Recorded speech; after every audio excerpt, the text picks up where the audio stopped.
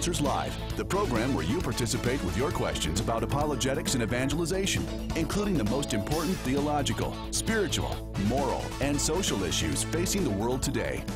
We're not taking live calls. However, we invite you to stay with us and enjoy the broadcast. Now, from San Diego, Catholic Answers Live. Hello, and welcome back to Catholic Answers Live. Thanks so much for being here with us. Hope you're having a fun Friday. We're going to have a little bit of fun this hour. A popular new, I'm quite sure it's popular new feature that we've been doing. This is actually our second time doing it, Offbeat Questions with Jimmy Akin. That is, we get all kinds of questions here at Catholic Answers, and some of them are on beat, and some of them are a little bit offbeat. They're just want to avoid downbeat questions. Yeah, I don't think we have any downbeat questions. They are all upbeat, offbeat questions. Questions that are you familiar with these musical terms? Yes, that's where these all come from, is music. Oh yeah, okay. So, well, first of all, I should introduce you. This is Jimmy Akin, senior apologist here at Catholic Answers. I already know you. We've been introduced. There are other people listening. I do not know if they told you that in the booth, but other people are listening. All right, so give me that. Wait, radio involves other people listening outside of the studio? We should have gotten him a radio. I knew we should have done that. We should have gotten him something to. Okay, so that offbeat, changes things. I think I know what offbeat is. Okay, so let's say you have a 4/4 beat. 1, 2, 3, 4. Some offbeat would mean you're missing one of those beats. Yeah, which can be deliberate, like, for example, in jazz, where you may have extra inserted notes that are off the main beat as a way of creating interesting rhythms and melodies. Right. Okay, so upbeat. Upbeat. What does that mean? Actually, I don't know where. So upbeat and downbeat are they have different meanings. They've come to mean metaphorically happy things are upbeat. Yeah. Sad or depressing things are downbeat. But that's not what it means in music. In music, the downbeat is in 2/2 time. So 2/2 time is frequently, for example, characterized as having a boom chuck, boom chuck, boom chuck, and the downbeat is the chuck, and it's important to it's a forceful beat that you can put your foot down on when you're dancing. So it doesn't exactly match up. It's just I think we made downbeat because the association of down and up are embedded in human psychology as metaphors for better and worse. And I was talking about this in a recent live stream I did on YouTube and Facebook about the ascension, because it's hooked into this aspect of human psychology. We're vertically oriented creatures. We walk upright. Yeah. And we have our eyes. We're very visual. We have our eyes at the top of our bodies. We have our hands, which we interact with things with near the top of our bodies. And so we're top oriented. Oh, the good stuff is up. Yeah. Right. As opposed to, say, quadrupeds like dogs, where they're front oriented. Oh, yeah. And so because we're top oriented creatures, we associate up with goodness and superiority. In fact, that's where the word superior comes from. It's from a Latin root, super, it means above. And so we conceive of the upper things as the better things, and that's why we imagine God being in heaven, even though he's omnipresent. Right. And that's why Jesus chose to ascend, as a way of showing us he's going to be with God. And so it's that kind of a grace builds on nature kind of thing. Exactly. Our nature assumes that up is good. Right. And so he, in his grace-filled moment, uses that as part of making us understand it. We would call this weird questions, I think, but that has a derogatory implication. So offbeat maybe is a You really? Because some of them are weird. Some of the Well, shall we? Let's. All right, let's start with Ray, excuse me, Ray. And he asks, some ancient paintings show spacemen and UFOs in them. Your opinion? Yeah, so now what he's talking about here, and when we got these questions, I think there's a little more context. He's talking about like medieval art paintings. Oh. And if you look in, and this is something, if you watch UFO documentaries or read UFO books, you'll find them showing sometimes little detail blow-ups of parts of medieval paintings of various scenes that have interesting things in the sky. And sometimes you'll see, like, they have these projections that, I mean, look kind of like flames or maybe like antennas. And there's a famous one that's actually in Yugoslavia in a monastery, if I recall correctly. It's a painting of the crucifixion, and on either side of the cross up in the sky, there are what look like little capsules which have a person in them, and then they have these projections that, you know, maybe they're flames, maybe they're antenna, and they look like little space capsules. And so people will say, aha, these are like little spaceships, and so they must have seen these UFOs, and it provides evidence for the extraterrestrial UFO hypothesis. And you'll see other similar things in other medieval paintings. And the thing is, it looks that way to us because of our cultural background, but that's not really what's going on in these paintings. And art historians know all about this because these paintings didn't come out of nowhere. They're part of a broad artistic tradition that developed over the centuries, and these are stock images that appear regularly in these paintings, and we know what they mean. In some cases, the figures that you'll see that have like maybe a face with these projections from it are angels. And the projections are the radiance of the angel's holiness. Oh, I see. In other cases, like this famous one that has what looks like little space capsules, actually they are the sun and the moon. And they're part of a tradition in medieval and Renaissance art of depicting the sun and the moon as witnesses to Jesus's crucifixion. So it's like nature is testifying to Jesus. But just like people today will draw faces on the sun, or you've got the man and the moon, and they'll have rays coming out of the sun and the moon, little projections to symbolize the light coming from them. Well, that's what's happened here. It's just this is on a particularly stylized end of the spectrum, but you see the sun and the moon in these positions across a wide swath of paintings. And if you want documentation about all this, there's an Italian art historian named Diego Cuoghi, and I'll spell that so you can look him up. But he's done a bunch of work on the web documenting these artistic traditions and showing you that, no, in fact, these are not UFOs. So if you want to look that up online, just Google Diego, D-I-E-G-O, Cuoghi, C-U-O-G-H-I,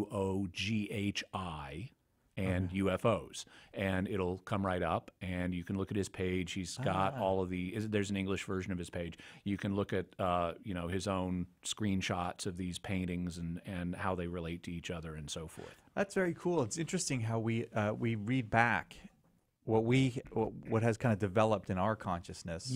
Of this the 1950s flying saucer image. Well, hey, I see that in a painting from Yugoslavian, what'd you say it was, a monastery? All right, so I think we got we have time for another one before we go. Jeff asks the following question, and these all came from the internet, I'm assuming these questions. These are all Facebook. Oh, all Facebook questions. All right, Jeff asks, could a priest or the Pope bless an entire ocean at once and make it holy water?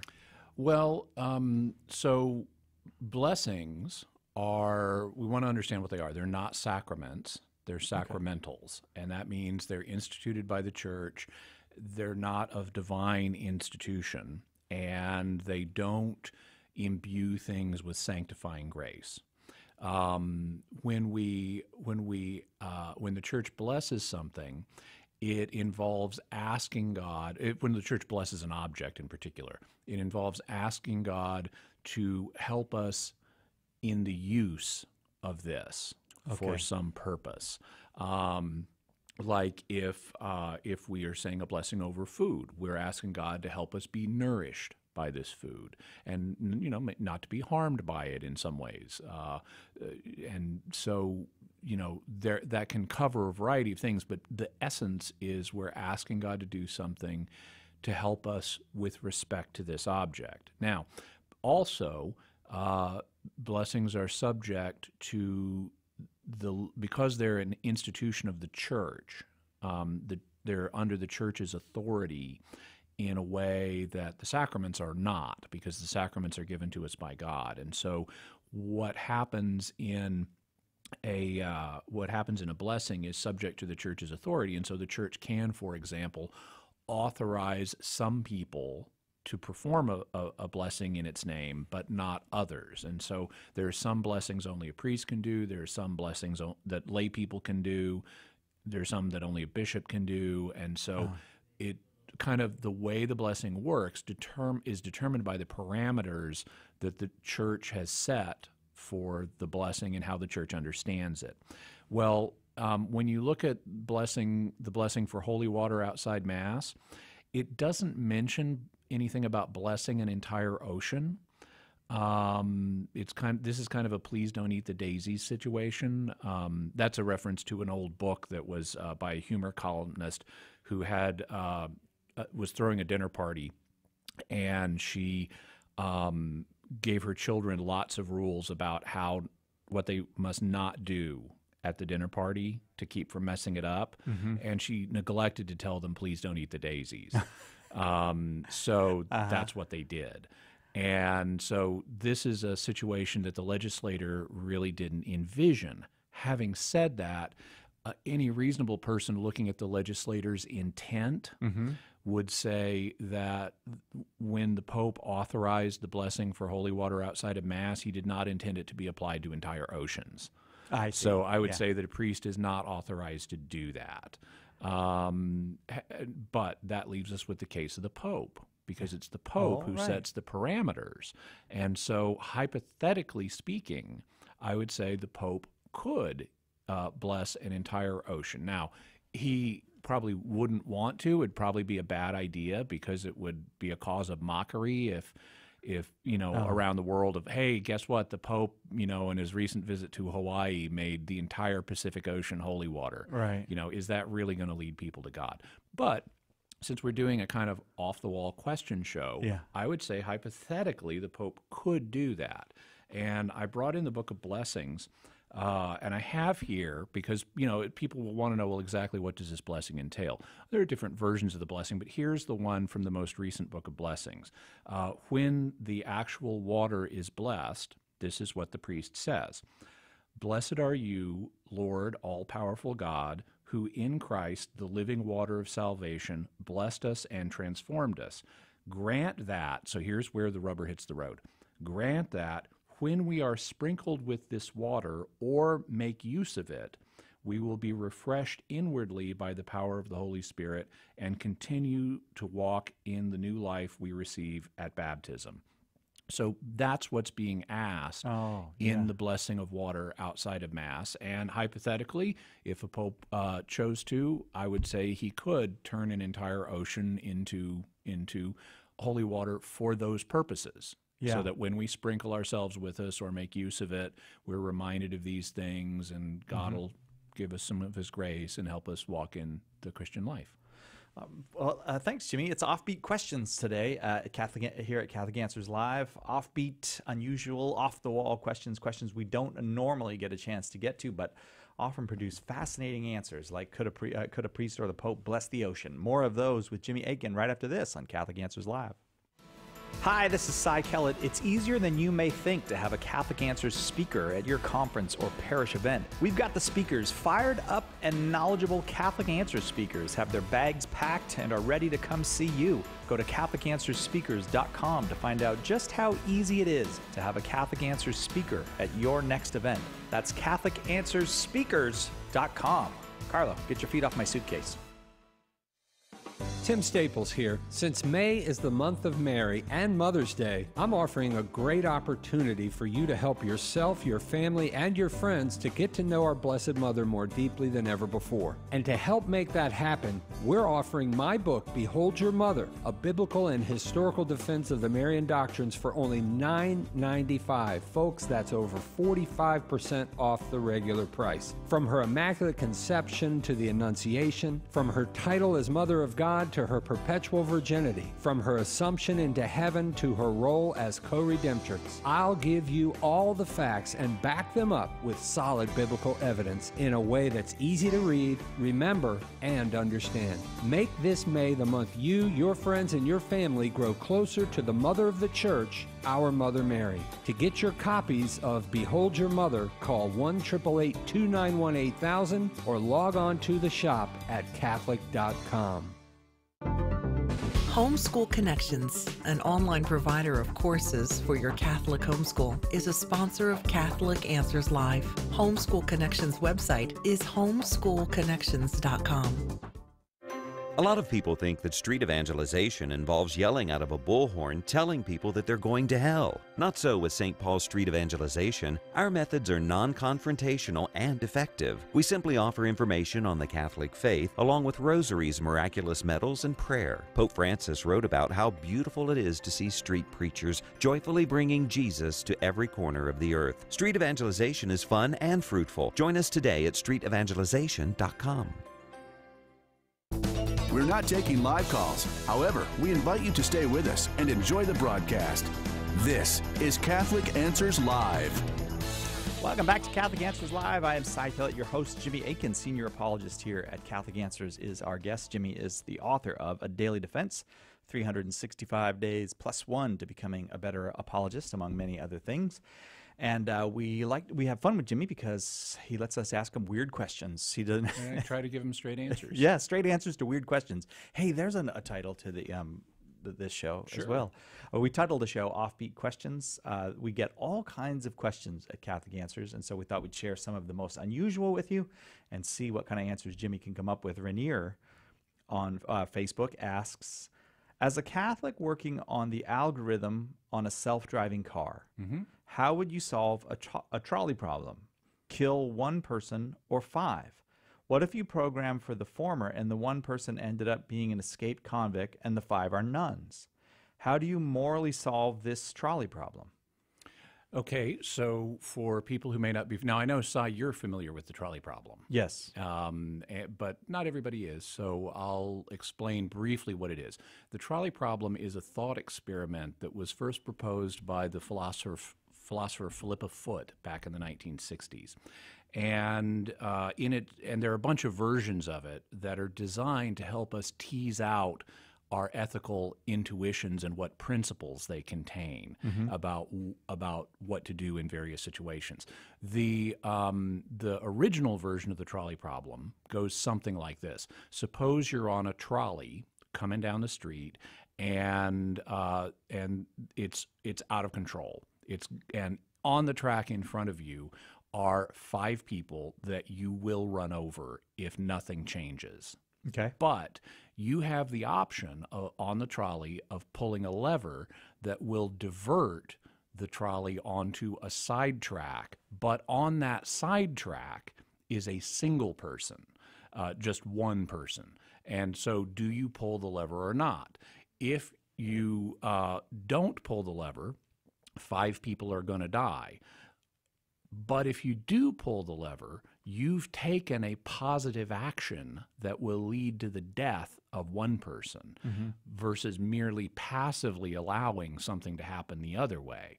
And so there's a bit of a struggle there. Yeah. And most people, when confronted with this version of the trolley problem, say the thing to do is pull the lever. And accepting the consequence of the one person's death is morally legitimate because it's neither a goal nor a means to achieving a goal. It's just a side effect. So the law of double effect applies. Yeah. And they may not be able to articulate all that, but most people have that intuition. Right. So the thing to do in that situation, according to most people, would be to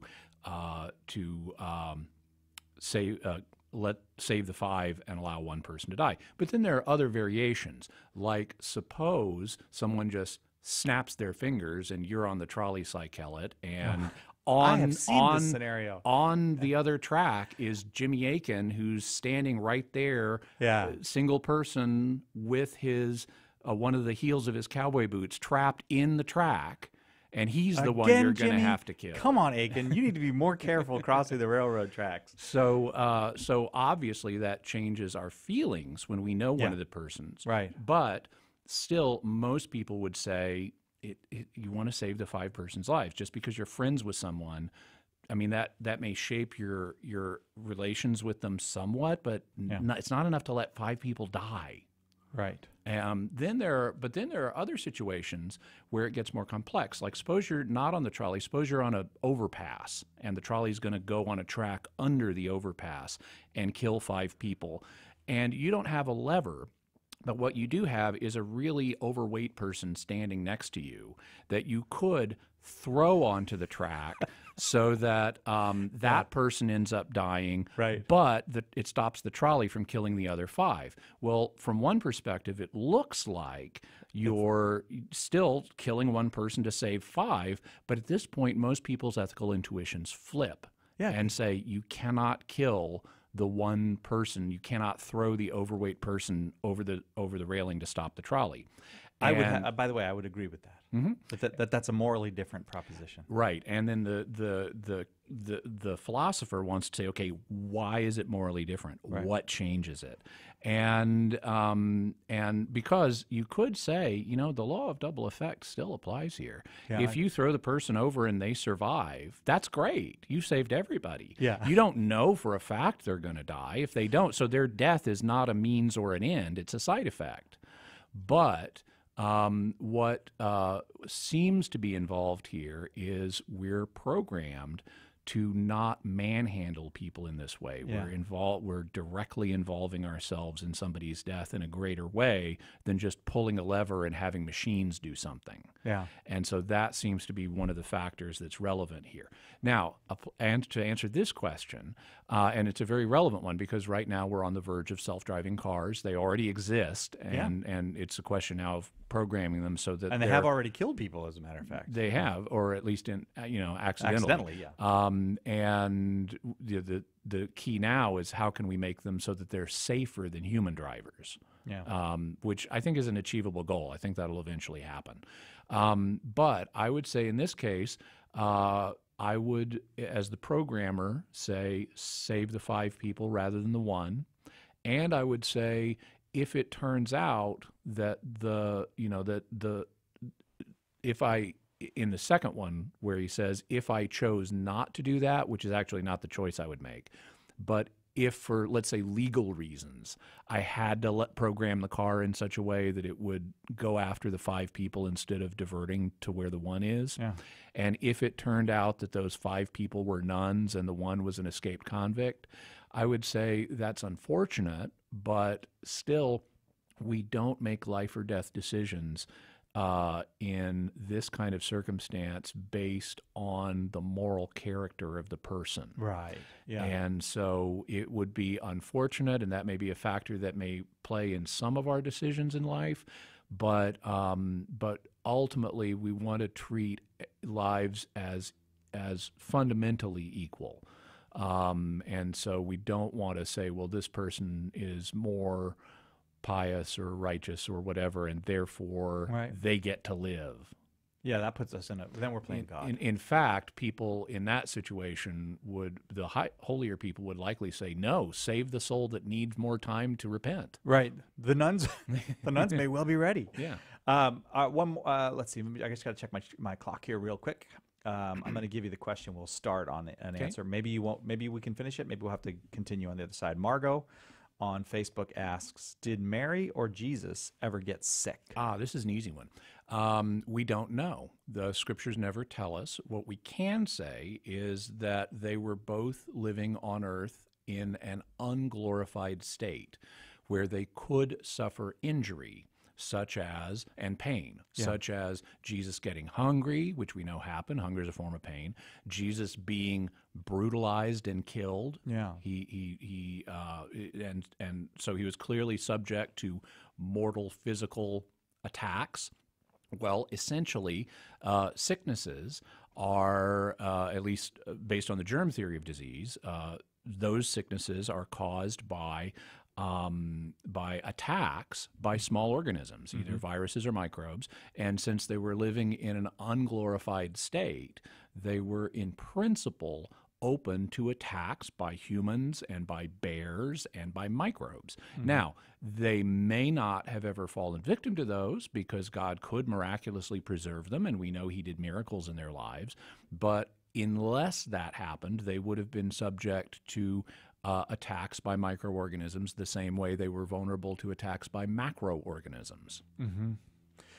Margot, thanks very much for that question. If I may, does that same answer apply to Adam and Eve?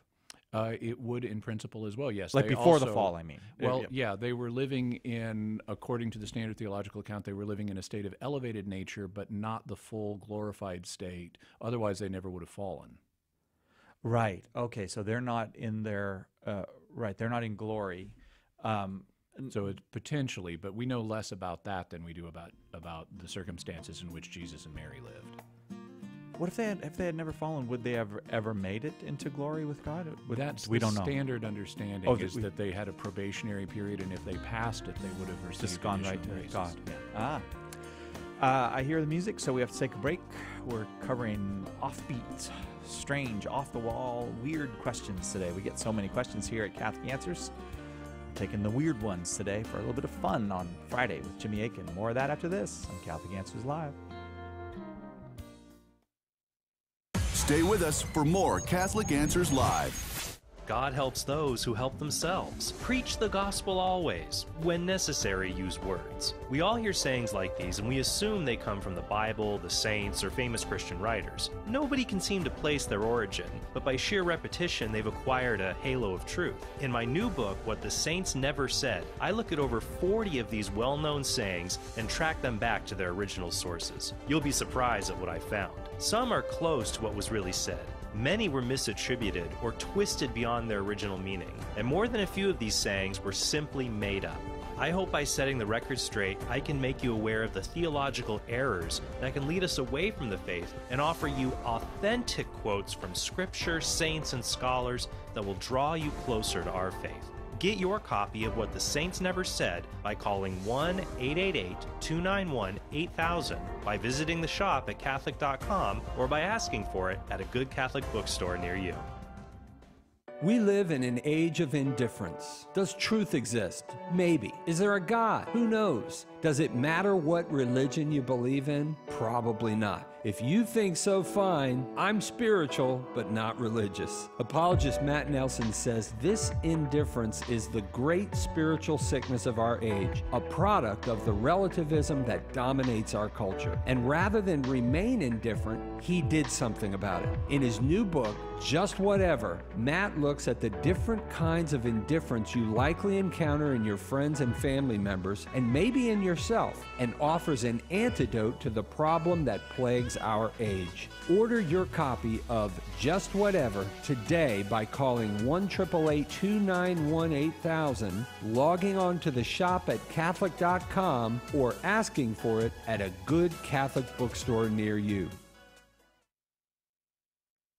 For a complete list of the EWTN Global Catholic Radio Network AM and FM stations across America, go to EWTN.com. Look for the radio pull-down menu and select AM/FM stations. The list is updated regularly, so visit often. Again, go to EWTN.com. Look for the radio pull-down menu and select AM/FM stations. Also at EWTN.com, you'll find out how to listen to us on the web, on shortwave, and in some countries on satellite. You'll find it all on EWTN.com.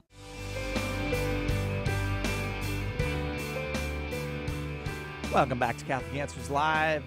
It is a Friday. Hope your Friday is going very, very well. We have the great pleasure of having Jimmy Akin here with us for a little bit of a fun topic. We get into some serious stuff. I mean, we got into the law of double effect, or last question. It's a little downbeat. But that was a little downbeat. Let's pick it up here. But we have a lot of fun because we get to ask weird questions when we do this show with Jimmy. And these questions come to us via Facebook. And they are among the strangest questions we have gotten. And they're a lot of fun to answer. And Jonathan on Facebook, Jimmy, asks, if we were to colonize another planet in the future, how would the Catholic Church on Earth communicate with the representatives, bishop, church, with presiding residing priest, lay congregation on the other planet. In other words, what would have to be done or prepared before sending such representatives as part of a colonization? Okay. It's like no one has ever even thought about this. I am very pleased that this question is here. If only there was a book. Maybe it would be about how a bishop from Mars comes back to Earth for his ad limina visit. Yeah. And it could be called Ad Limina. Yeah. And it could be written by someone named Cyril Kellett and be available on Amazon right now for download. That's so funny that Jonathan asked that question, because I did write a science fiction novel about this very question. But So I maybe think, you should answer this. well, I'll say just this. I think many Catholics don't know. There's certain things that not everybody knows, and one of them is that ordinary bishops, that is the bishop of a diocese, essentially, ordinary bishops have to go to Rome every 5 years. Approximately. Yeah. That's the goal.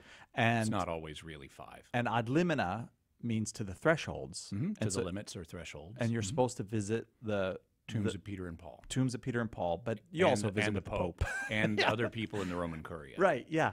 So that was the idea for my book, was that in the future people live on Mars, and this bishop who was born on Mars has to go to Rome for his first ad limina visit. And now the thing is, I think Jonathan might be talking about interstellar type things, because it's very easy to communicate with Mars. It takes a few minutes. There's a delay. About 20 minutes, So go ahead. You can take it from okay. there. So, in terms of communication with them, so there's sort of two parts to his question. One is communication.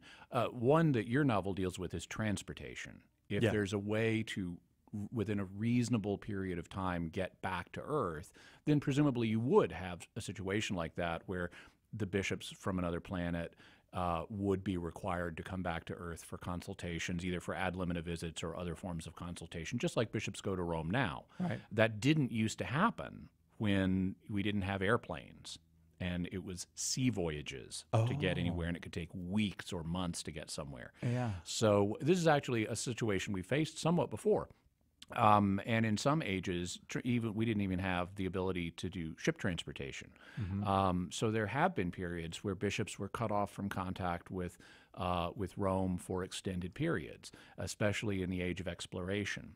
And this is what we're talking about here: space exploration. So there could be situations where space travel would enable them to get back in a reasonable way in terms of time and expense, in which case they'd do that.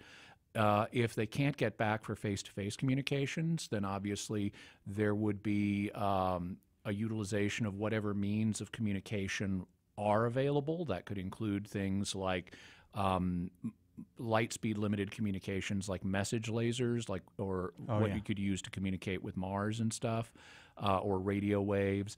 There could be communication via RAM robot, where you have a robotic spaceship that takes a package of messages from Earth somewhere. Yeah. Then, depending on how the laws of physics shake out, there could be hypothetically faster than light communications through something like a device from science fiction called an ansible, which would allow instantaneous or near instantaneous communication faster than light over interstellar distances. That's, of course, purely speculative at this point. We don't have a way to make an ansible. If such communication were going to be difficult and improbable, and irregular, then that kind of gets us to the second part of the question: what would happen before people go?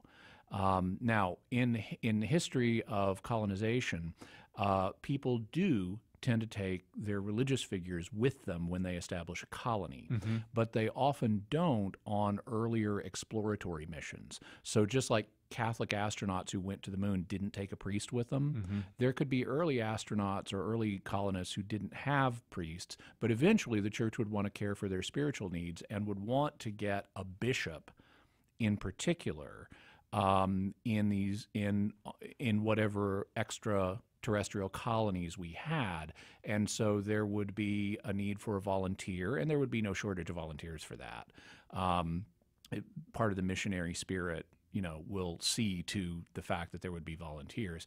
But then there would be a really rigorous screening and training process that would happen, because that bishop and the priests he would ordain and the future bishops that would be consecrated, if there was not regular travel between Earth and this other place, there'd be a risk there. You want to do everything you can to ensure continuity of ecclesiastical communion so that you don't have a schism or a heresy develop in the colony. And so there would be a lot of screening and a lot of training, and then there would also probably be some juridical safeguards put in place as well, so that if, let's say, the bishop's advisors on this colony world determined that he's veering into heresy, that he could then be deposed and a new bishop consecrated. And you'd need some additional, you'd actually need more than one bishop to ensure continuity in that process.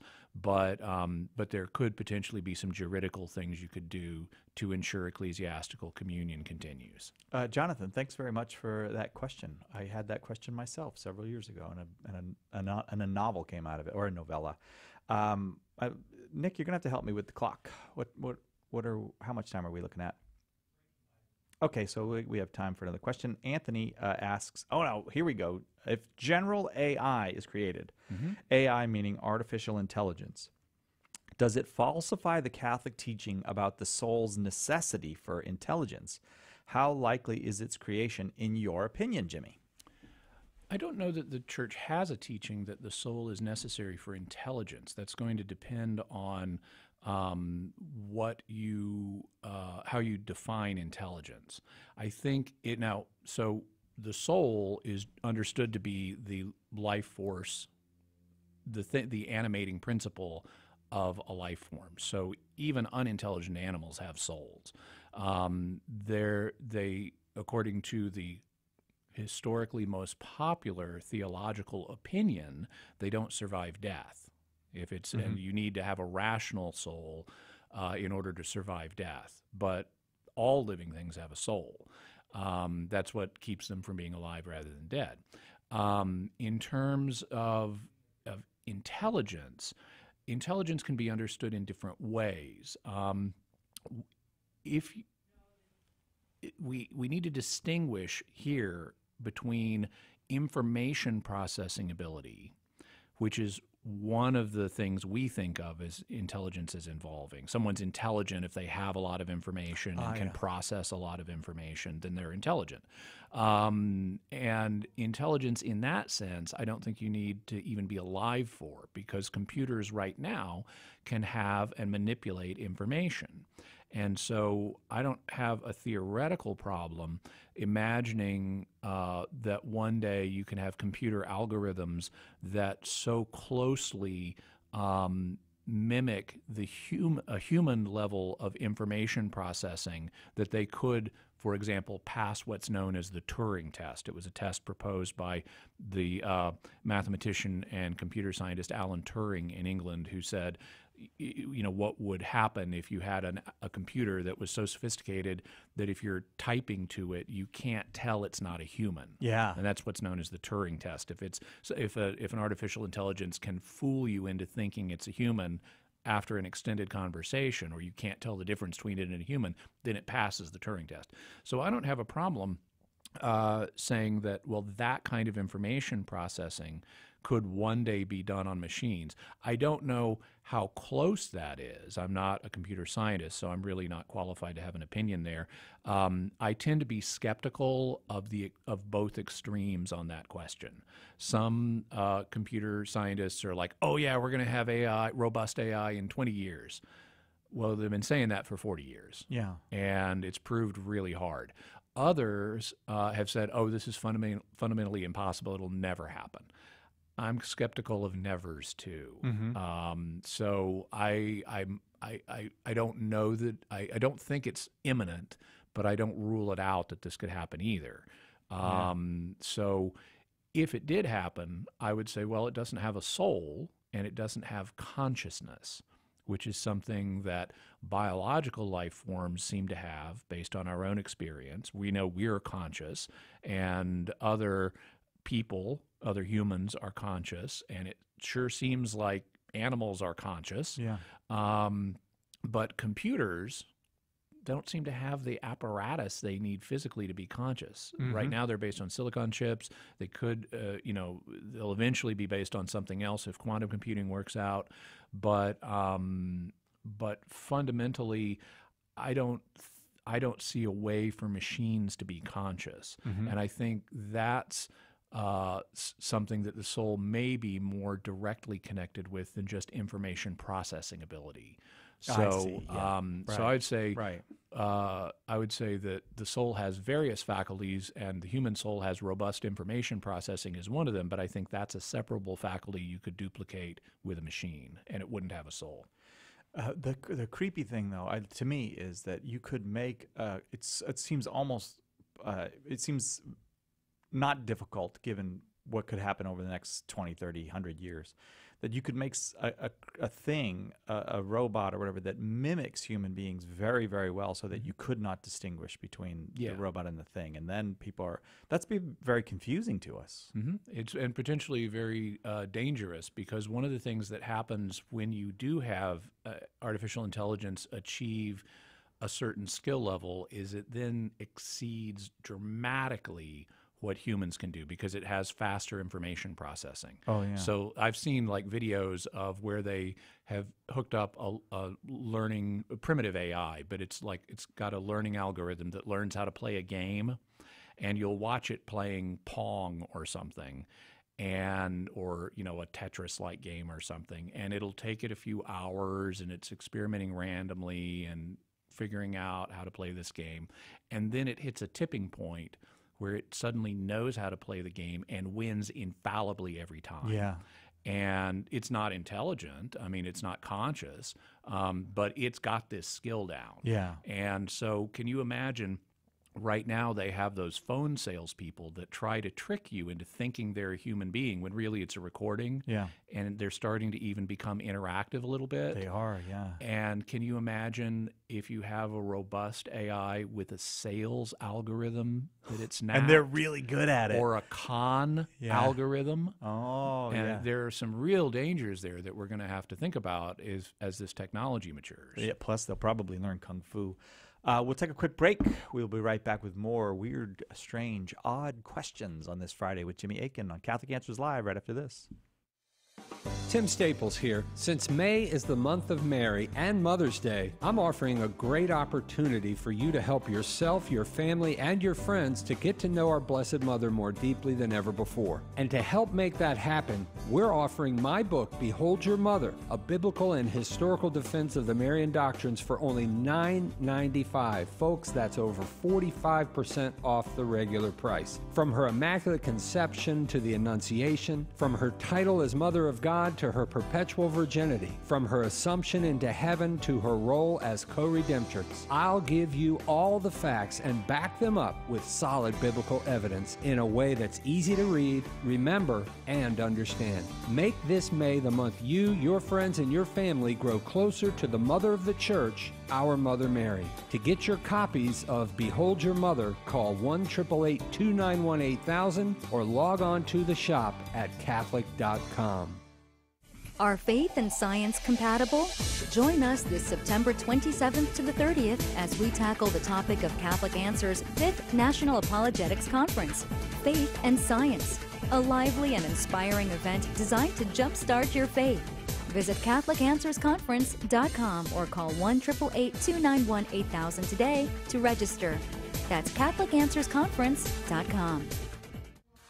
Do you enjoy tedious lectures full of facts you'll never use? We didn't think so. That's why we're launching the Council of Trent, Trent Horn's engaging new podcast. Every week, you'll get lively lessons in Catholic teaching, as well as a new conversation roadmap that will help you share your Catholic faith with anyone, anytime, anywhere.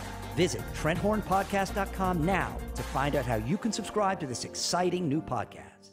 Catholic Answers Live is brought to you in part by CatholicSingles.com, the website for Catholics who want to meet others who share their faith and values for faith, fellowship, and love. You can learn more at CatholicSingles.com. Catholic Answers Live thanks CatholicSingles.com for their generous support. We're not taking live calls. However, we invite you to stay with us and enjoy the broadcast. This is Catholic Answers Live. Welcome back to Catholic Answers Live. So happy to have you with us on this Friday as we take weird questions, strange questions, out of the ordinary questions. Jimmy Akin is our guest. Jimmy? Yeah, I realized I said something backwards earlier in the show about downbeats. Okay. And the downbeat is the accentuated beat, and it's usually on the first. Okay. Of a measure. So like in a boom chuck, it's the boom. I gotcha. Okay. And what's the other one called? The upbeat or the? Do we know? There can be more than one. Oh, that's other right. beat depending on the time signature you're using. Well, thanks for clearing that up. Yeah. Because I'd have left here with a completely wrong impression about downbeat. I like to and upbeat. correct things when I can. Yeah, I know. Okay, so here's a question that Lauren asks on Facebook, and I'm interested in this because it's a question about lying, but it's also a question about somebody I've never heard of. Lauren asks, is it moral or in any way permissible to lie to a Cyberman? Okay. Actually, I was surprised because this came from more than one person. Really? Yeah, so I guess maybe some people out there have been discussing lying to Cybermen. Cybermen are a transhumanist race of people on the television show Doctor Who. Oh, and so they're like humans that have been augmented by mechanical means. And that's why they're called Cybermen, because they have cybernetic devices embedded in them. In fact, if you look at them from the outside, they can even appear to just be robots, but there's really a person in there, or parts of a person are in there. Right. Now, the Cybermen generally on Doctor Who are antagonists. So they have this ideology where they want to upgrade everybody, and they have a specific emotion inhibitor that prevents the because if you upgrade somebody against their will, you're traumatizing them. Yeah. You know, and so they have like an emotion inhibitor to prevent the person who's been upgraded from experiencing horror at what's happened to them. And then they have this set of ideological directives that are implanted in them to go out and cyberize everybody. And so that's the general nature of Cyberman. I can't help wondering, because I do a Doctor Who podcast with a couple of other gentlemen, Father Corey Stika and Don Bettinelli. We have a show called Secrets of Doctor Who, which you can find at sqpn.com. And I know we've been talking about Cybermen recently, and I can't help thinking maybe we discussed lying, but in connection with Cybermen. And that's why everyone's and asking. This is an echo of that, but I don't remember us discussing lying. So here's the answer I would give in the abstract. It's going to depend on your theory of lying. Some understandings of lying would say you can never do it under any circumstances.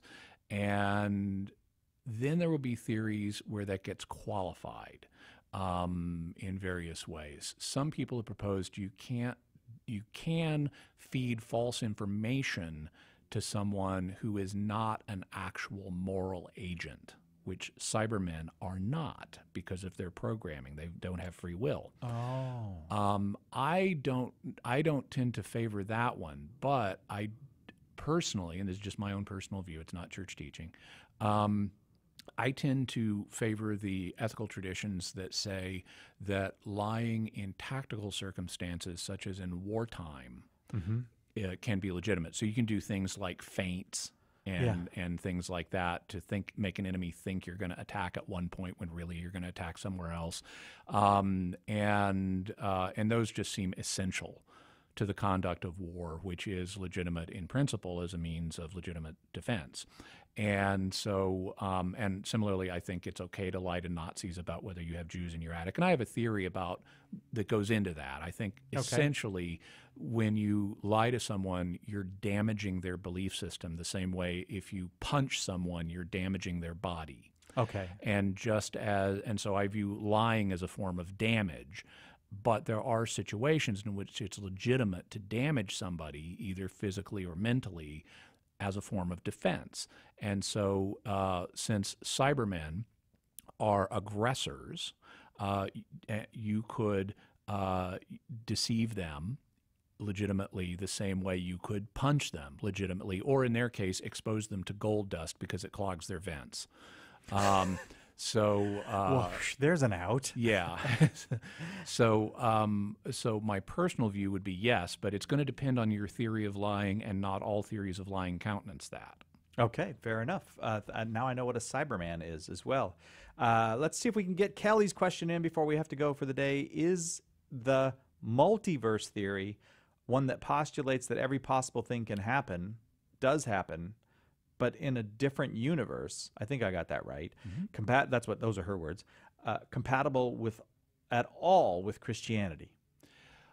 So there are different theories of how there might be multiple universes. Some of them would only postulate a small number of alternative universes. Some would postulate a very large but finite number of other universes. And then there are versions that would postulate an infinite number of universes. But the thing is, there's more than one kind of infinity. And so even if you say there are infinite universes, that doesn't guarantee that every possible thing happens in them. Having said that, the creative power of God is infinite, and God is the absolute form of infinity. Mm-hmm. So God is capable, by his omnipotence, of creating every possible logical state of affairs that there's a potential qualifier that I really don't have time to go into. Okay. But God is capable of actualizing via his omnipotence every physically possible, logically possible state of affairs, and therefore he could create an infinite number of universes in which all these different permutations play out. And that's not inconsistent with the Catholic faith. It's within the power of God to actualize that. The only kink, which is the one we really can't explore in any depth, is free will in these situations. If he chooses to include free will in a universe, then he's limiting the particular states that are actualized and making them contingent on the free will decisions of creatures in that universe. But still, he could create multiple, an infinite number of universes with free will that, even though you can't guarantee they'll produce every possible free will outcome, you could have a potential moral certitude that virtually every free will outcome will actualize at some point. Do those does that? I'm not quite sure how this works, but does that kind of multiverse theory give us the idea that there's another person like me there? Even if there are just a very large but finite number of universes, eventually it can be quite plausible that there would be someone who would be very, very similar to you, or even identical to you. That's so freaky. But it is presented. But it's not you. But no, it's not me. Right. But it's presented as a physical possibility by modern physics. Correct. It's not known, but it's certainly one of the possibilities that's presented. That's correct. And you're saying there's not a logical objection to it from the Christian point of view either. Not from a Christian point of view, no. God, we don't want to limit God's creative ability. He can do anything logically possible. That is a very cool question. Thank you very much for that question, Kelly. And I should say logical possibility means the terms involved don't contradict, right. Like married bachelor or four-sided triangle. God can make all kinds of bachelors, but none of them are married. God can make all kinds of triangles, but none of them have four sides, because then they wouldn't be triangles. Right, so God can't make a universe in which there's no God. Correct. Because there's God everywhere in all of them. Yeah. And also, would there be an internal thing where, okay, so say God, let's just keep it at 2. Nothing in universe 2 could logically contradict the possibility of universe 1. Like, you can't say, I guess the basic one would be that universe 2 can't exist as a sole universe. If there's 2 universes, that's a logical impossibility. That would be a logical contradiction. But there probably are internal things that can't happen as well. Correct, depending on the rules that God sets up. Now, divine logic applies to all universes, but in addition to that, he can set up the laws of physics differently in different universes. When you say divine logic, that means that you can't say that there's no good or evil. Correct, in one of these, because that's all rooted in God's eternal nature, which applies everywhere. I love weird questions on Friday. Thanks for doing this with us, My Jimmy. pleasure. We have more questions, I note. I hope we can do another show. Yeah, we'll save these questions for the next time. And you can always email us at radio@catholic.com if you have a strange question that maybe you've been reluctant to ask. No, we love them for the Weird Questions show, Strange Questions. The actual title is Offbeat Questions with Jimmy Akin. That does it for us. Jesus Christ is the light of the nations, and we'll see you next time on Catholic Answers Live.